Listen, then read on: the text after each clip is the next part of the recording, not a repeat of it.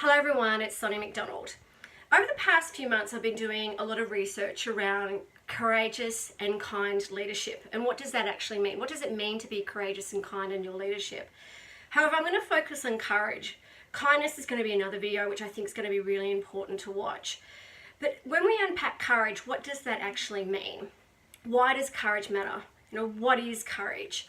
And I have been doing a lot of research, talking to so many people about courage, getting their stories and their insights. And when people are sharing with me their stories and insights around courage, they don't talk about courage in the exact way that I thought they would. They talk about courage as being around, they use language such as, I felt really scared, I was petrified, I was terrified, I felt this fear.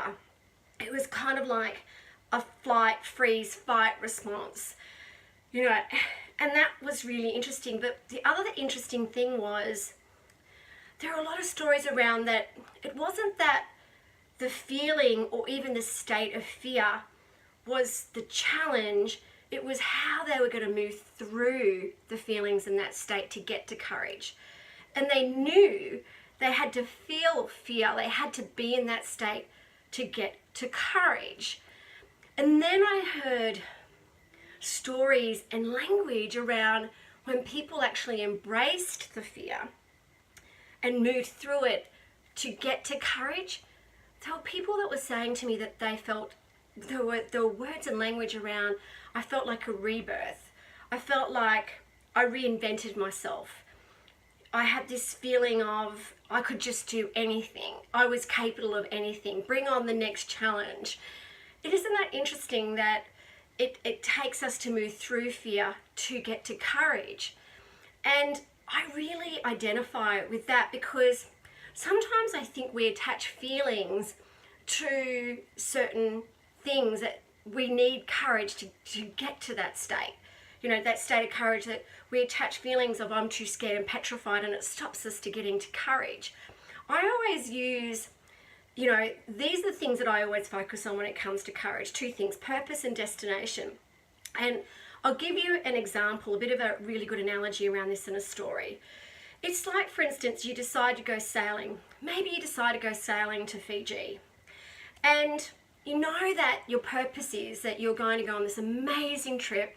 You're going to be on the sea. You don't know what to expect. And your destination is going to be Fiji, that you have actually got to Fiji, to this beautiful place to relax. However, when you're on the boat, you kind of, obviously there's courage to actually sail there. There could be, a little bit of anxiety, a little bit of the unknown, I'm maybe a little bit scared, it could be a little bit fearful. But whilst you're on the boat, you don't kind of navigate to Fiji going, you know what, we're only going to navigate through the calm waters. We're only going to navigate and where we feel as though we're sailing smoothly. So you know what, if there's going to be some rough weather, or if there's going to be, some times where we're going to come up with some challenges, let's just take a detour with the boat. Let's take much longer than we thought we would be, just to avoid all the things that we're scared about, all the things that are uncertain, all the rough weather. You kind of move through it because you know that you've got that purpose and the destination. And I'll share a really interesting story because that really relates to me because of all the public speaking that I love to do. However, a number of years ago, I wasn't so excited about public speaking, but I knew it was a challenge. And I'll give you an example. Several years ago, I was asked to speak at a human resources conference. It was one of my first keynotes, and I was so excited, but I was so petrified. Anyway, I thought I'd put all the preparation into place. I'd practiced, I'd watched all these TED Talks. I thought I really nailed it. Anyway, I flew down to Sydney. I had some friends come and watch me. I'm standing in the room and I'm saying to the event organisers, do you have this? Do you have that? Do you have this for my presentation? Anyway, they didn't have it. There was a miscommunication.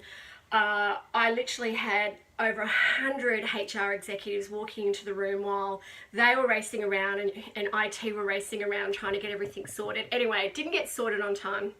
And I remember standing there And literally, you could see the fear across my face because I thought, oh no, nothing is working. You know, this whole freeze, flight, I literally wanted to race off stage. But you know what? I kept focusing on those two things, my purpose and the destination. And my purpose was that I wanted to create a world of great leaders, great courageous leaders, and I knew this keynote was going to do it. Okay, you know what? Nothing was working out that I thought it would, and I burst out laughing, and I just kept it real and authentic with the participants in the room. And I said, guess what? I'm really hoping this keynote doesn't suck, but this isn't working, this isn't working, this isn't working, and I'm just going to give it the best shot, because at the end, the destination, I just hope one of you embraces a change in mindset and attitude around their leadership. That's all I want, is just one person. And I just burst out laughing, what am I doing? But I thought, you know what, I just have to move through this fear. I knew the fear was a state. And the thing is, after that, I didn't blame anyone. We tend to do that when things don't go our way. I just went, what did I learn from this?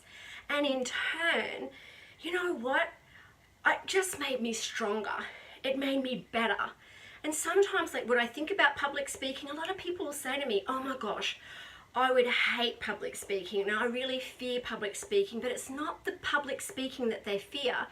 They fear the feelings around the public speaking, which is maybe, what happens if I say the wrong thing? What happens if I stuff up? What happens if someone thinks badly of me? They fear the feelings associated with the speaking. When you let go of the fear of the feelings, or let go of expectations or anything around that, you can get to courage.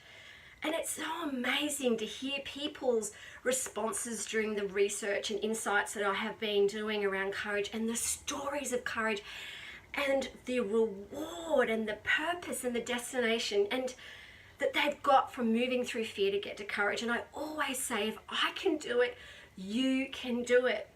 Okay? Just move through it. Get to courage. We need more courageous leaders. I want you to live the life you want to live, that's courageous and authentic and kind, and just be the best version of yourself. Don't look back in life and go, I wish I wasn't so fearful. I wish I wasn't so scared to be who I truly am and to lead and live the life that I truly want. Remember, these feelings you can change. Move through this state. We all feel fear, and just go out there and be courageous.